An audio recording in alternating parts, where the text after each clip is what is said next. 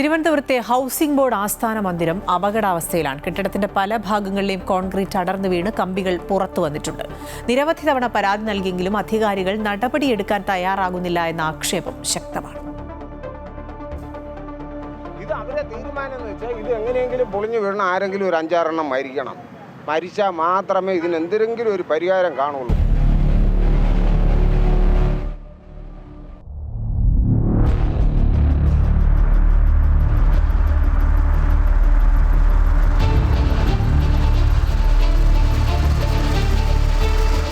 ഇത് പൊളിഞ്ഞു വീണപ്പോൾ ഞങ്ങളിവിടെ ഇരിക്കുകയായിരുന്നു.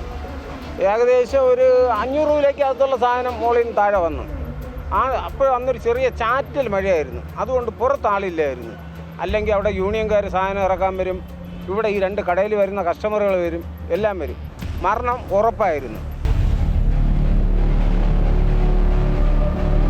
ഈ പ്രതികരണത്തിന് പ്രതിഷേധത്തിന്റെ സ്വരമുണ്ടാവാൻ വ്യക്തമായ കാരണമുണ്ട്. അപ്പോൾ ഇതൊരു 6 മാസം മുമ്പേ ഞങ്ങളിവിടെ ഓട്ടത്തൊഴിലാളികളും ലോട്ടറി കച്ചവടമൊക്കെയാണ്. അപ്പോൾ ഇവിടുത്തെ ഉദ്യോഗസ്ഥരെടുത്ത് വിളിച്ച് ഇതിന് പറഞ്ഞ് 4-5 തവണ പറഞ്ഞ് ഇവിടെ നിന്ന് ചെറുതായിട്ട് പൊടിഞ്ഞ് വീണപ്പോഴേ പറഞ്ഞ്. എന്നിട്ടൊന്നും അവരിത് ചെവിക്കൊള്ളുന്നില്ല. അവർ അവസാനം ഇത് പൊടിഞ്ഞു വീണപ്പോഴും പോലും പറഞ്ഞപ്പോഴും അവർ പറയണം അവരാരടുത്ത് പറയട്ടെന്നാണ്.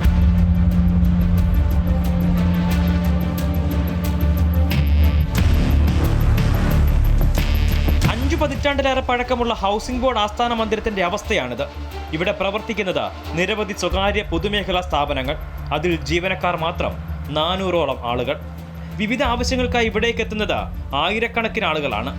അങ്ങ് ഈ ഹയർ സെക്കൻഡറിയുടെ ഓഫീസെന്ന് വെച്ചാൽ കാസർഗോഡ് തൊട്ട് ഇവിടെ ഈ പാറശാല വരെ ഉള്ളവർക്ക് ഈ ഓഫീസിൽ വന്നാലേ പറ്റുള്ളൂ. അവർ ഫാമിലി ആയിട്ടൊക്കെയാണ് വരുന്നത്. ഇപ്പോഴാണ് ഇടിഞ്ഞ് വീഴുന്നതെന്ന് വെച്ചാൽ അപ്പോഴും മരിക്കും. അറ്റകുറ്റപ്പണികൾ കൃത്യസമയത്ത് നടത്തുന്നില്ല എന്നത് മാത്രമല്ല, ഒരു തരത്തിലുമുള്ള ഉത്തരവാദിത്തം അധികാരികൾ കാണിക്കുന്നില്ല എന്നും ആക്ഷേപമുണ്ട്. ഇത് നടന്നപ്പോൾ തന്നെ ഇതിൻ്റെ ഉത്തരവാദിത്തപ്പെട്ടവരെയൊക്കെ നമ്മൾ വിളിച്ചുകൊണ്ടൊന്ന് കാണിച്ചു കൊടുത്തു. അപ്പോൾ അവർ തന്നെ പറഞ്ഞത് ഉടൻ എത്രയും പെട്ടെന്ന് ഒരു തീരുമാനത്തിൽ എടുക്കാമെന്ന് പറഞ്ഞു. ഇതുവരെ സംഭവം നടന്നിട്ടില്ല. കനത്ത വേനലിന് ശേഷം മഴക്കാലമാണ്. അതിനു മുമ്പ് അടിയന്തര ഇടപെടൽ ഉണ്ടാകണമെന്ന ആവശ്യമാണ് ഉയരുന്നത്. അപ്പോൾ ഇനി അങ്ങോട്ട് മഴയാണ്. ഇനി അങ്ങോട്ട് വന്നു കഴിഞ്ഞാൽ ജൂലൈ കഴിഞ്ഞാൽ മഴ തുടങ്ങും. അപ്പോൾ അതിനു മുമ്പ് ഒരു പരിഹാരം കണ്ടെത്തില്ലെങ്കിൽ വലിയ അപകടമായിട്ട് കാണും. കെട്ടിടത്തിന്റെ അപകടാവസ്ഥയെ സംബന്ധിച്ച് സുരക്ഷാ വകുപ്പ് നിരവധി തവണ അധികാരികൾക്ക് മുന്നറിയിപ്പ് നൽകിയിട്ടുണ്ട്. എന്നാൽ അതൊന്നും ഒരു ചെവിയിലും എത്തിയിട്ടില്ല. ദുരന്തങ്ങൾക്ക് ശേഷം കണ്ണീരൊടുക്കുന്നതിനേക്കാൾ ഉത്തമം ദുരന്തങ്ങൾ ഉണ്ടാകാതെ നോക്കുന്നത് തന്നെയാണ്. അമൃത ന്യൂസ്, തിരുവനന്തപുരം.